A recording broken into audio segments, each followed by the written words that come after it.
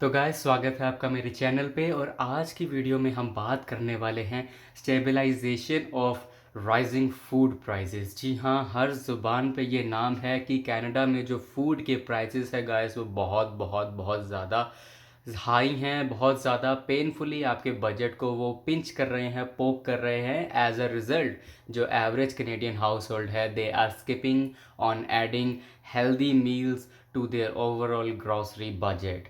Overall grocery budget जो यहाँ हर family बनाती है उसमें हेल्दी मील्स को स्किप किया जा रहा है, हेल्दी एसेंशियल आइटम्स को स्किप किया जा रहा है because of the rising cost of grocery, जिसका कोई एक्सप्लेनेशन नहीं है।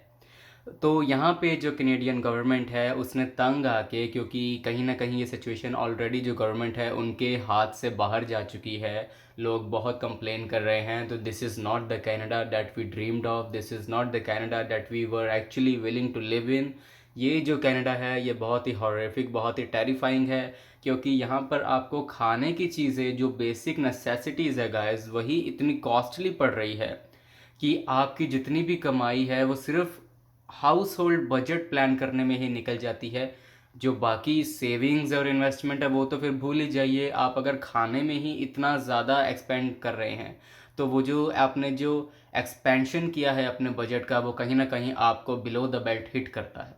तो उस चीज़ से तंग आके एज अ करेक्टिव मेजर जो 2022 और 2023 में जो बहुत कंप्लेंट्स आई हैं, लॉब्सलो, सोबर, जो बड़े बड़े जो जाइंट्स हैं जो फूड इंडस्ट्री को रेगुलेट करते हैं, यहाँ पे लैक ऑफ कंपटीशन है सबसे बड़ा जो प्रॉब्लम क्रिएट करता है।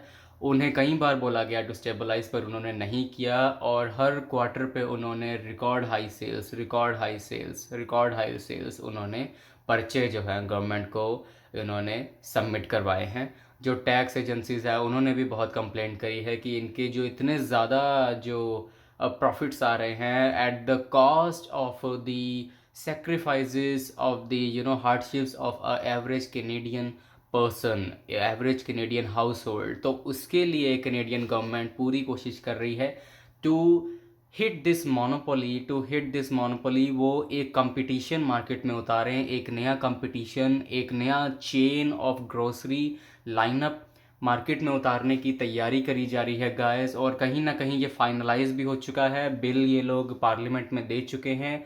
और वो जो होगा कंपटीशन, जो ग्रोसरी चेन होगा उसके जो प्राइजेस है होपफुली बड़े बड़े जो कैनेडियन जाइंट्स हैं उनसे थोड़े से लो होंगे फॉर द स्टार्टिंग, ताकि वो देख पाएँ कि जो गवर्नमेंट है और जो कैनेडियन सिटीजन्स हैं, जो पॉपुलेशन है कनाडा की, वो कैसे एक्सेप्ट करती है इस न्यू अपकमिंग जो चैलेंज आने वाला है इसको। अगर ये चैलेंज देने में कामयाब हो जाता है तो गाइस ये जो बड़े बड़े चेंज हैं, सोबर और सोबे, आई थिंक सोबे नाम है उसका, सोबे और लॉब्सलो, ये है टॉप टायर चेन है जिनको कोई फ़र्क नहीं पड़ रहा है कि जो जो हार्डशिप्स और sufferings average Canadian house hold सह रहा है।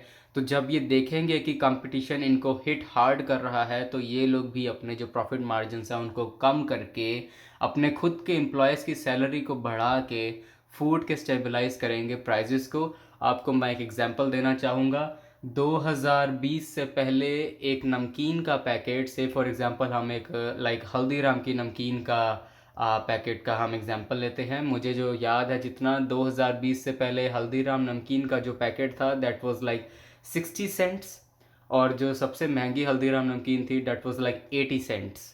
यानी कि 100 सेंट्स का $1 बनता है गाइस। और आज की डेट में विद टैक्सेस, टैक्सेस के साथ जो आपकी टेक होम अमाउंट बनती है वो $2.5 है।